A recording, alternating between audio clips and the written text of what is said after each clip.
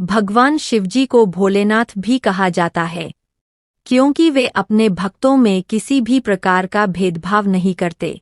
चाहे भक्त गरीब हो या अमीर हो, दानी हो, देवता हो, मान हो अथवा पशु, ये सभी पर समान कृपा बरसाते हैं। समस्त संसार के पशुओं के पालनहार शिवजी को पशुपतिनाथ भी कहा जाता है। दोस्तों, भगवान शिवजी को आदि गुरु भी कहा गया है। वे ही इस संसार के सबसे पहले गुरु हैं। उन्होंने ही ज्ञान का उदय किया है। इस संसार को योग का विज्ञान स्वयं महादेव ने ही दिया है। भगवान शिव को प्रसन्न करने के लिए स्वर्ण मानक मूर्ति अथवा पंचपक्वान की आवश्यकता नहीं है। वे तो सच्चे मन से चाहे हुआ एक बूंद जल से भी प्रसन्न हो जाते हैं। वैसे तो भोले बिना मांगे ही है। आपने भक्तों को सब कुछ दे देते हैं, लेकिन प्राचीन ग्रंथों में कुछ ऐसे लक्षणों के बारे में वर्णन किया। अगर किसी व्यक्ति में ये लक्षण होते हैं तो उन पर महादेव की कृपा सदैव बनी रहती है। ऐसे लोगों की भगवान शिव सदैव रक्षा करते हैं। महाकाल के प्रिय भक्त का तो मृत्यु भी कुछ भी बिगाड़ नहीं सकती। इसके प्रमाण हमें कई प्राचीन ग्रंथों में मिलते हैं। भले ही शिव जी की भक्त का जीवन की शुरुआत में कठिनाई हो और परेशानियों से भरा रहता है, परंतु यह उस भक्त की परीक्षा होती है। अंत में वह महाकाल की कृपा से इन सभी परेशानियों से मुक्ति पाता है और अपनी मंजिल की तरफ बढ़ने लगता है। अगर आप भी महाकाल के भक्त हैं और जीवन में दुख है तो कभी हार ना माने। महादेव पर भरोसा रखें, वह आपकी मनोकामना अवश्य पूर्ण करेंगे। आज की वीडियो में हम आपको ऐसे लक्षणों के बारे में बताएंगे। अगर किसी व्यक्ति में ऐसे लक्षण दिखाई दे तो समझ जाए कि महादेव का उसके सिर पर हाथ है और वह जीवन में आने वाली हर मुश्किल का सामना करके अंत में सफल जरूर हो जाएगा। तो आइए जान लेते हैं महादेव की कृपा पात्र व्यक्ति कैसा होता है। दोस्त, महादेव की कृपा पात्र व्यक्ति साधारण जीवन जीना पसंद लगता है और लोभ, लालच, अहंकार ऐसे दुर्गुणों से रहित होता है।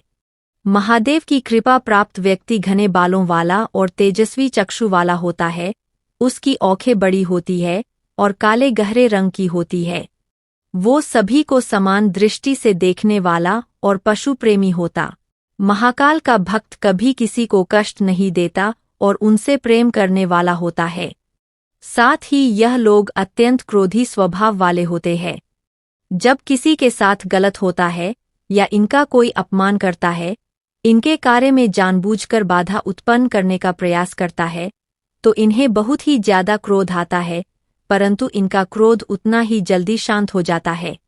क्रोध के आवेश में कुछ गलत न हो जाए, इसी कारण इन्हें डर भी लगा रहता है।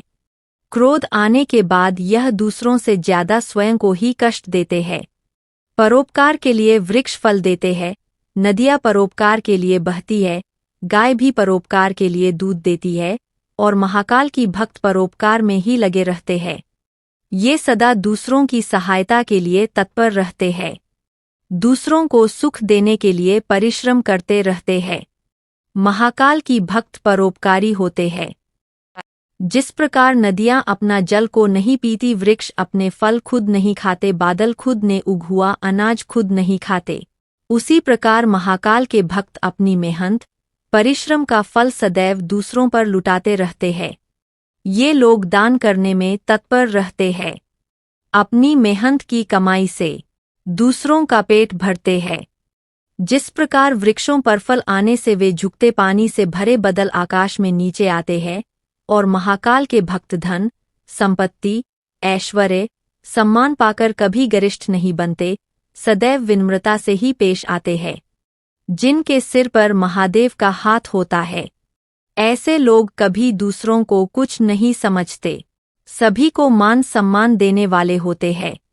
संसार के सभी पशु मानव केवल स्वयं के स्वार्थ के लिए जीते हैं, परंतु महाकाल के भक्त केवल दूसरों के लिए जीते हैं और दूसरों के हित के लिए ही कार्य करते हैं।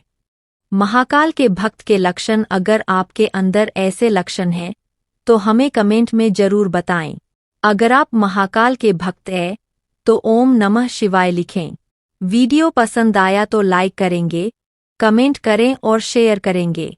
साथ ही हमारे चैनल को सब्सक्राइब करें। धन्यवाद।